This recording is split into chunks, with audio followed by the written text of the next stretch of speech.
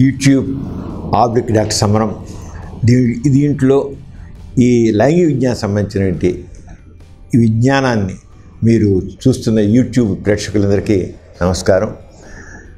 ఇంతకుముందు కూడా అనేక టాపిక్స్ ఈ యూట్యూబ్లో వీళ్ళు పెట్టడం జరిగింది. వాటిని బాగా ఆదరించారు. వేలాది మంది వేలాదిగా లక్షలాది మంది దీన్ని చూశారు. 15 లక్షలు 20 లక్షలు అలాగా చూడడం జరిగింది. అంత ఇదిగా దీన్ని ఆదరిస్తున్న ప్రేక్షకులందరికీ ముందుగా నేను మనసారా అభినందనలు తెలియజేస్తున్నాను. ఈ రోజున మరికొన్ని టాపిక్స్ ఏవైతే నిత్య జీవితంలో ఎంతోమంది ఎదుర్కొంటున్న సమస్యల్ని ఇవాళ ఇక్కడ చర్చించబోతున్నాం. మీరు చూసి దీనికి సంబంధించి ఇంకా వివరణ కావాల్సి ఉంటే మీరు తప్పకుండా దానికి సంబంధించి మీరు మా వివరాలు ఈమెయిల్లో పంపించండి. తప్పకుండా తదుపరి కార్యక్రమాల్లో మీ క్వరీస్ని మీకున్న డౌట్స్ని క్లారిఫై చేయడానికి నేను ప్రయత్నం చేస్తాను. మరోసారి మీకు అభినందన తెలియజేస్తూ ఇప్పుడు మన సబ్జెక్టులోకి వెళ్దాం. ఎట్టి పరిస్థితుల్లో మనిషి బక్కవడండి. వీర్యం ఏం విలువైందండి? ఏం విలువైంది కాదు. వీర్యం పోవడం వల్ల మనిషి బక్కగా అవ్వడు.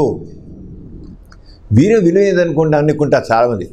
ఎందుకంటే మన తరతరాలుగా పూర్వకాలం ఈ సైన్స్ తెలియదు కదండి. అప్పుడు ఊహించుకున్నారు వీర్యం అనేది చాలా బలమైనది, మన తిన్నాహారంలో అతి శక్తివంతమైన పదార్థం లేదా అతి సారవంతమైన పదార్థం వీర్యంగా మారుతుంది అనేవాడు. మనం తినే దాంట్లో అతి సారవంతమైన పదార్థం వీర్యంగా మారుతుందని, లేదా 100 రక్తబొట్లు ఒక వీరబుట్టుగా తయారవుతుందని, ఈ రకంగా పనికిరాని చెత్త అశాస్త్రమైన ఆలోచనలు మనలో కూడుగొట్టుకున్నాయి.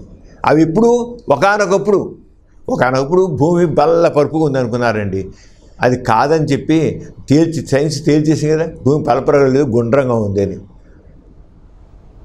లైకా నుంచి రాకేష్ శర్మ వరకు భూమి చుట్టూ తిరిగి వచ్చి భూమి గుండ్రంగా ఉందని చెప్పారు. అలాగే సైన్స్ మొత్తం ప్రూవ్ అయిపోయింది. ఆయన ఎప్పటికీ భూమి పల్లపరపుగా ఉంది, ఇలా ఉందని చెప్తే మనం ఒప్పుకుంటామా? నమ్మాలా? అంచేత ఆ రంగానే ఇది కూడా ఏ రకంగా కూడా వీర్యం అనేది ఏమీ విలువైంది కాదు. వీర్యం ఎలా జరుగుతుందండి? వీర్యంలో టెస్టికల్స్ మగవాళ్ళ వృషణాలకి వీర్యకణాలు తయారవుతాయి. ఆ వీర్యకణాలు తయారొచ్చి నిదానంగా ప్రయాణించుకుంటూ వచ్చి శుక్రకోశాలు చేరుతాయి. శుక్రకోశాలు అక్కడ కొంతకాలం స్టోర్ అవుతాయి. దానికి అక్కడ ఆ వీర్యకణాలు బతకడం కోసమని కొంత ద్రవం తయారవుతుంది. దాంట్లో ఉంటుంది ఫ్రక్టోజ్ ఉంటుంది. ఫ్రక్టోజ్ అంటే గ్లూకోజ్ లాంటిది.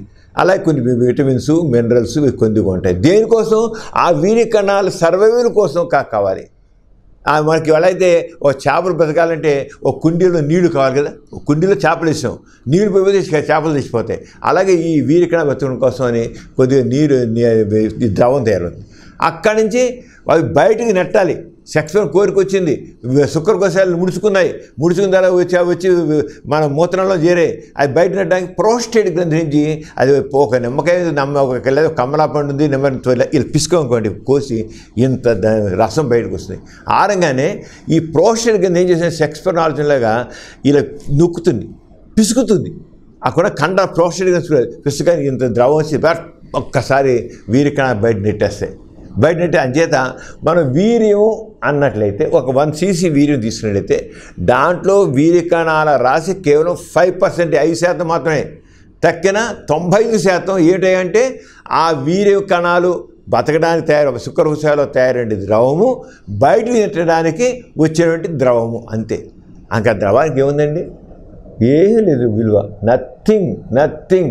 అంచేత వీర్యం పోతే మనిషి బలహీనమైపోతాడు అనేది, లేదా వీర్యం చాలా విలువైంది అనుకోవడం, ఇవన్నీ అర్థం లేదు. అసలు సెక్స్ గురించి అండి ఎన్ని రకాలైన అపోహలు ఉన్నాయి.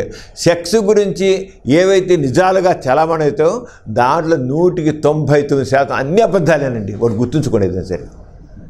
సెక్స్ గురించి ఉన్న అపోహలు ఇన్ననే కాదు, అన్ని అపోహలే.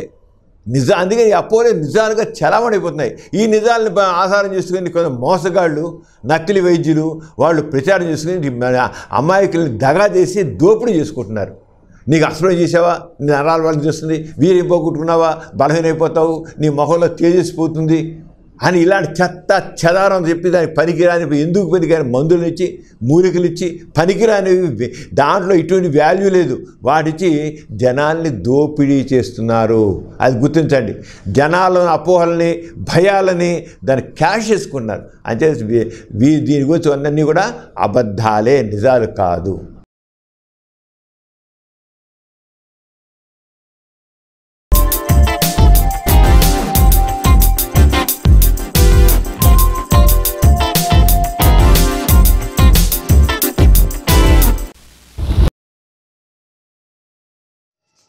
Please subscribe for more videos. YouTube / Dr. Samaram.